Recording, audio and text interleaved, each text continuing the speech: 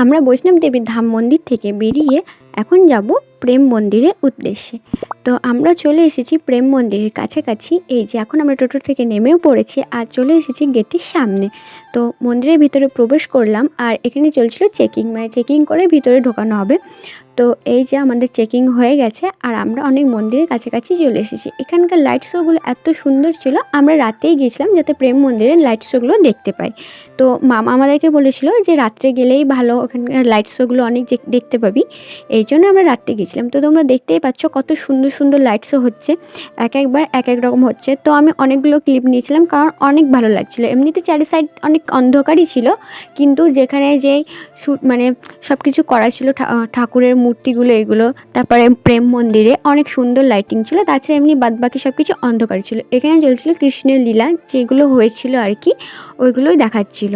তো শোগুলো করা ছিল। আর এই সাইডে চলে এসেছি, এখানে ছিল গিরিগোবর্ধন পাহাড়, যেটা কৃষ্ণ তার কড়ি আঙুল নিয়ে ধরেছিল। তো সেটাও আমরা দেখতে চলে গেছি। তারপরে আমি একটা প্রেম মন্দিরে ক্লিপ নিয়েছিলাম কারণ অনেক সুন্দর লাগছিল। আর এখান থেকে পড়ছিল ঝর্ণা, আর এখানে ওই শোটা এখানেই করা ছিল। তো অনেক সুন্দর হচ্ছে বৃন্দাবন, শান্তির জায়গা, খুব ভালো লেগেছে।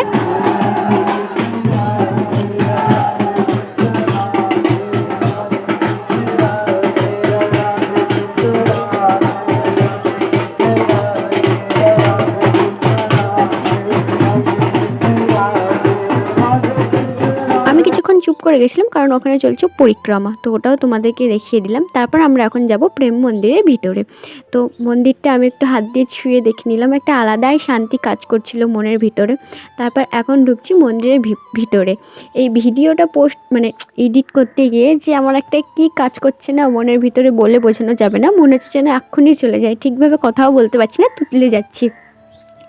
তো তোমরা একটু ম্যানেজ করে নিও। আর দেখতেই পাচ্ছ মন্দিরের ভিতরটা কত সুন্দর, এত সুন্দর হাতের কাজ করা রয়েছে, আর লাইটগুলো খুব সুন্দর। তোমরা যারা বৃন্দাবন গিয়েছো তোমরা তো সবাই জানো যে এই ভিতরটা কত সুন্দর, বা বৃন্দাবন জায়গাটা কত সুন্দর। আর যারা যাওনি তারা অবশ্যই যাওয়ার চেষ্টা করবে, একবারে জীবন ধন্য হয়ে যাবে, সত্যিই জীবন ধন্য হয়ে যাবে। তো তারপর আমরা চলে এসেছিলাম উপরে, আর এখানে আমরা 2-3টে ছবি তুলেছিলাম আমি আর দিদি। আর দিদা আর দাদু নিচে ছিল কারণ ওরা সিঁড়ি ভেঙে উপরে উঠতে পারছিল না। তারপর নিচে গিয়ে যখন বলছি যে তোমরা কেন গেলে না, তখন খুব আফসোস করছিল। তো দেখা যাবে নেক্সট টাইম আবার যদি কপালে থাকে আর একবার যাব, কারণ আমার মন ভরেনি, আমি আবার যেতে চাই। তো এই যে দেখতেই পাচ্ছ মন্দিরের ভিতরটা, আর ওইটা ছিল উপরে সব কিছু। এই মানে প্রতিটা মন্দিরের দেয়ালের সাইডে সাইডে অনেক কিছু ঠাকুরের মূর্তি করা ছিল। তো আর লাইট শোগুলো অনেক সুন্দর ছিল। তারপর আমরা নিচে নেমে চলে আসছিলাম, আর এই যে সিঁড়িতে চলেও এসেছি।